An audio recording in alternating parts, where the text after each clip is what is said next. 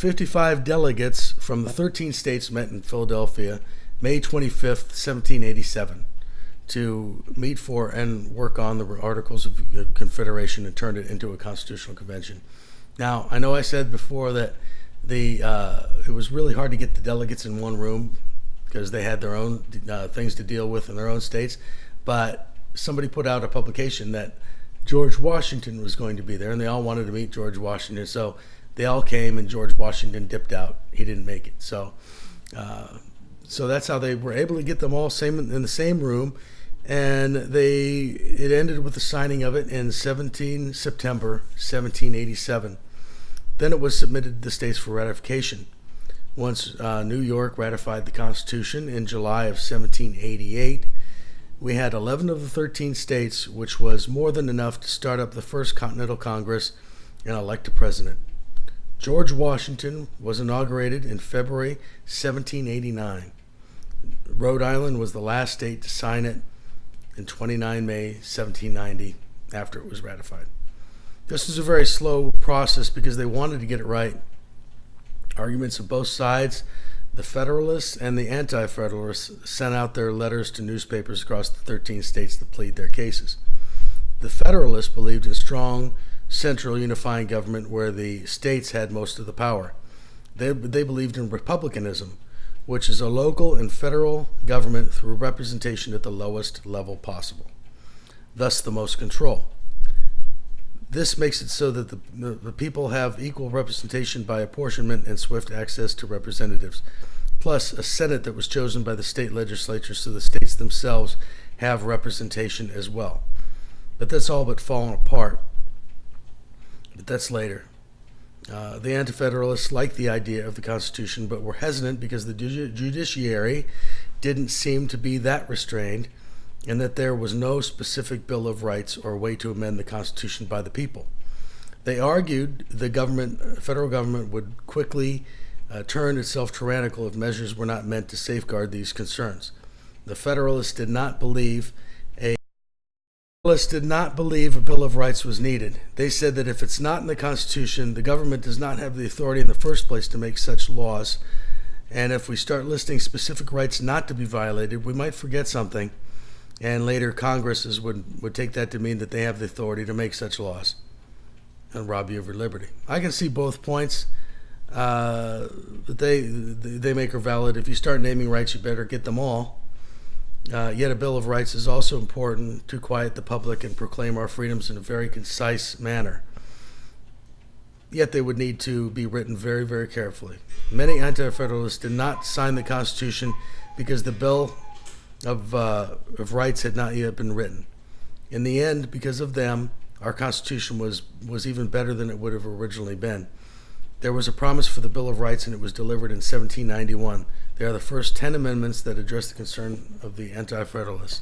So if it wasn't for the Anti-federalists, and Mike Lee has his book here, which one is it? This one. He talks a lot about this in there. And yeah, just put it there for right now.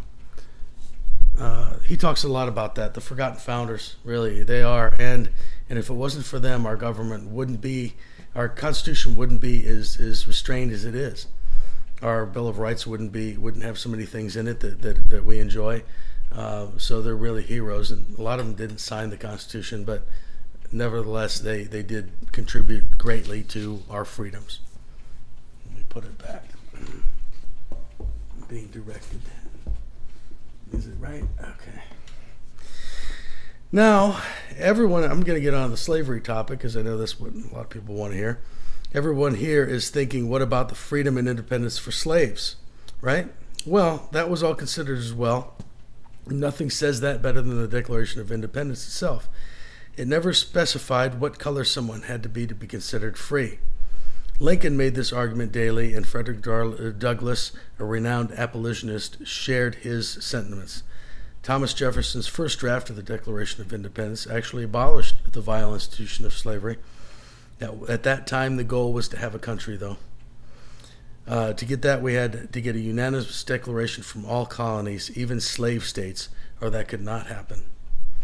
since the majority of the world at that time had slavery in one form or another, it's irrelevant to point out who had it, but it's more relevant to point out who took the first steps to abolish it in the first place. So, what's more, slavery was abolished in the United States while most other countries still had it. Most of the founders did not like slavery, and George Mason even said it was for petty tyrants. John Adams never had any slaves, and instead had hired hands and even worked the land himself. Benjamin Franklin freed his slaves, and so did many others. In 1785, Alexander Hamilton was the chair of the Ways and Means Committee to encourage members to free their slaves and set the example to follow.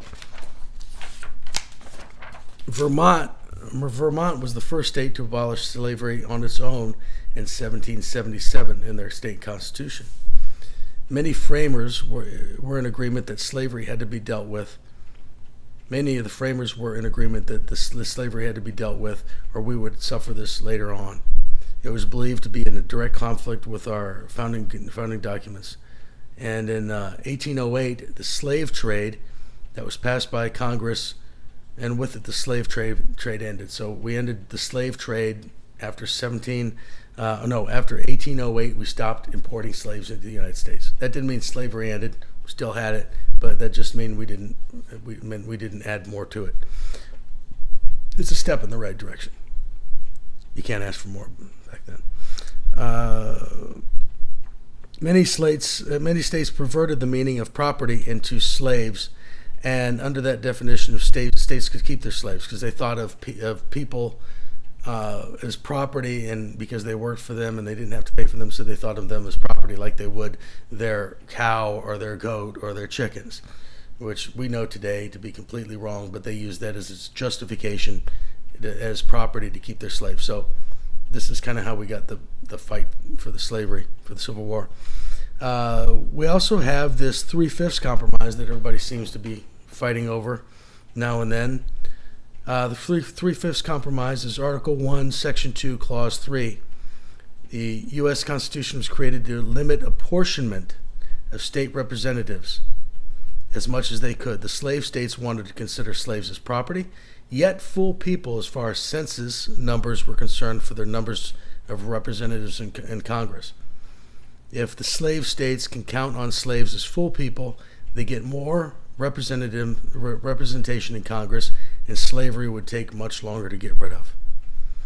These states were never represented by these representatives, but used by them to muscle up their numbers. Slaves were the free states wanted them not to be counted at all, so as to reduce slave state representation. 3/5 was the number they finally agreed upon. They couldn't get 0. They couldn't make them one whole person, so they decided that 5 slaves could actually count as 3 people, which is another small step in the right direction. I mean, still, people like to think that you're counting a black person even today as 3/5 of a person. That's not the way it is. It was to limit apportionment of the state representation in Congress, so that we could get rid of slavery altogether a lot quicker.